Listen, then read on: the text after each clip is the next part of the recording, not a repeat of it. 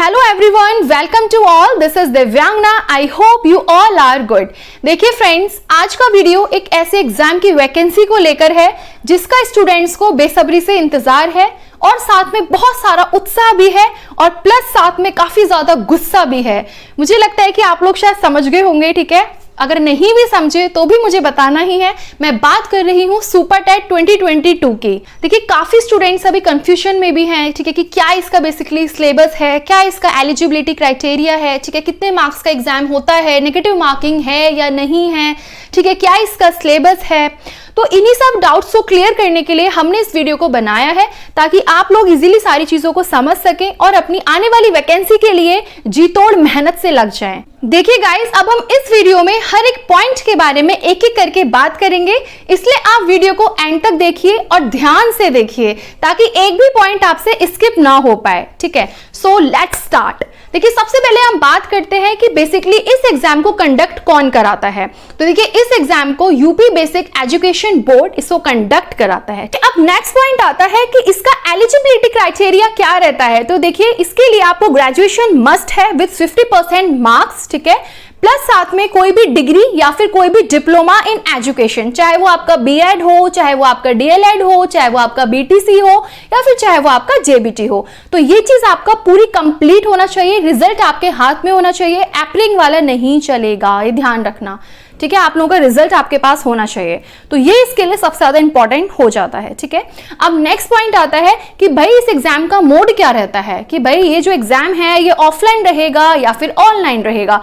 तो इसका सिंपल सा आंसर है कि भाई ये आपका एग्जाम जो रहेगा ये बेसिकली ऑफलाइन आपका पेपर रहेगा, जिसे हम कहते हैं पैन पेपर। अब बात आती है कि जो एग्जाम होगा बेसिकली ये कितने फेसेस का एग्जाम है। तो देखिए गाइज, ये एक सिंगल फेस का एग्जाम है। इसमें आपका एक ही एग्जाम होगा, रिटन एग्जाम, ठीक है, जो कि 150 मार्क्स का होगा और 150 मिनट्स का होगा, राइट। अब हम बात करते हैं कि इसका सिलेबस क्या रहने वाला है। तो देखिए इसका सिलेबस मैंने आपको स्क्रीन पे शो कर दिया है, आप यहां से इजीली इसका सिलेबस देख सकते हैं। तो एक बार मैं आपको बता और देती हूं, जैसे कि भाषा हिंदी, संस्कृत, अंग्रेजी, ये आपके मिला के 40 मार्क्स के आएंगे। विज्ञान ये आपका 10 नंबर का आएगा। गणित 20 नंबर का होगा। पर्यावरण एवं सामाजिक अध्ययन 10 नंबर का होगा। शिक्षण कौशल 10 नंबर का होगा। बाल मनोविज्ञान 10 नंबर का होगा। सामान्य ज्ञान 30 नंबर का होगा। तार्किक ज्ञान 5 नंबर का होगा। सूचना तकनीकी 5 नंबर का होगा और जीवन कौशल 10 नंबर का होगा। सो इसे मिला के ओवरऑल आपका बनता है 150 मार्क्स और आपको टाइम दिया जाता है 150 मिनट्स, ठीक है। अब बात कर लेते हैं नेगेटिव मार्किंग की। तो ये बहुत अच्छी बात है कि इसके अंदर कोई नेगेटिव मार्किंग नहीं है, वाह भलाओ। बात कर लेते हैं कि इसमें एज का क्या सीन रहता है। देखिए इसमें मिनिमम एज 21 ईयर्स है और मैक्सिमम एज 40 ईयर्स है अभी तक के हिसाब से। अगर अभी कोई भी चेंजेस आते हैं तो वो हम आपको अपडेट कर देंगे, ठीक है। देखिए अब नेक्स्ट पॉइंट आता है कि भाई इसमें कौन सा वाला टैट चलेगा, सी टैट चलेगा या फिर यूपी टैट चलेगा, क्या चलेगा। देखिए फिलहाल जो वैकेंसीज आने की बात है वो बेसिकली पीआरटी की बात है, सुपर टेट पीआरटी यानी कि प्राइमरी लेवल की आएंगी। तो उसके अंदर अगर आपका सी टैट का फर्स्ट लेवल क्वालिफाई है या फिर यूपी टैट का फर्स्ट लेवल क्वालिफाई है तो दोनों ही वो चलेंगे, ना बल्कि चलेंगे बल्कि दौड़ेंगे, ठीक है। बट हाँ, अगर ये डिपेंड करते हैं, अगर सपोज कीजिए सुपर टेट जूनियर आता है जब भी आपका, तो उसके अंदर फिर आपका सेकंड लेवल क्वालिफाई होना चाहिए।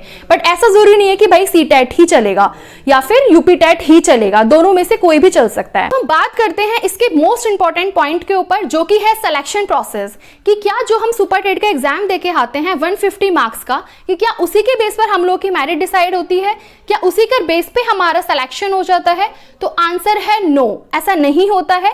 इसका जो पूरा सिलेक्शन प्रोसेस होता है बेसिकली वो डिवाइड होता है, यानी कि जो भी आप एग्जाम देके आए हैं सुपर टेट का, उसके मार्क्स का 60% लिया जाता है और आपका जो एकेडमिक्स होता है उसका आपका 40% लिया जाता है, ठीक है। अब बात करते हैं कि भाई एकेडमिक्स के अंदर क्या क्या ऐड होता है। देखिए आपका 10th, जितनी भी आपकी 10th की परसेंटेज है उसका 10% निकाला जाएगा, राइट। देन आपका 12th की परसेंट का 10% निकाला जाएगा। देन आपका ग्रेजुएशन की परसेंट का 10% और देन आपका जो भी आपने यानी कि डिग्री या जो भी डिप्लोमा करा है एजुकेशन में उसका 10% निकाला जाएगा। तो ये से मिला के हो गया 40% और दोनों को मिला के हो गया आपका 100%। तो इनके बेस पे मेरिट बनती है। इसमें बात कर लेते हैं कि इसका क्वालिफाई परसेंट कितना रहता है कैटेगरी वाइज। तो अगर हम जनरल कैटेगरी की बात करते हैं तो 45% और अगर हम SC ST या फिर OBC कैटेगरी की बात करते हैं तो वो आपका 40% होता है। But guys reality is that कि यहाँ पे क्वालिफाई करने से बात नहीं चलती है, यहाँ पे एकमात्र अच्छे नंबर लाने से ही आपका काम होता है, ठीक है। क्योंकि देखिए अच्छी खासी वैकेंसीज होती है और इसमें कॉम्पिटिशन भी आपका बहुत अच्छे लेवल पर ही होता है।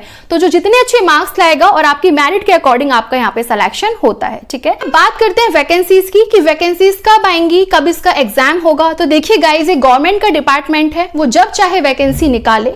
अभी कुछ केसेस चल रहे हैं, जब वो सॉर्ट आउट हो जाएंगे तो आपकी वैकेंसीज भी आ जाएंगी। इस साल के एंड तक आपकी वैकेंसीज आ ही जाएंगी, ठीक है। बट आप लोग अपना पूरा फोकस अपनी तैयारी पे रखिए क्योंकि सिलेबस काफी ज्यादा है और अच्छा खासा इसमें कट थ्रोट कंपटीशन होता है। तो इसलिए आप लोग अच्छे से इसको पढ़िए और अगर आपको कोई भी डाउट है रिगार्डिंग दिस वैकेंसी, ठीक है, या फिर इस एग्जाम से रिलेटेड या फिर किसी भी एग्जाम से रिलेटेड, तो आप हमें कमेंट सेक्शन में अपने डाउट्स या अपनी क्वेरीज को लिख के पूछ सकते हैं। हम पूरी कोशिश करेंगे उनको सॉर्ट आउट करने की, ठीक है। और तब तक के लिए आप लोग अपना ध्यान रखिए, खुश रहिए, स्वस्थ रहिए, मस्त रहिए, मुस्कुराते रहिए। Thank you.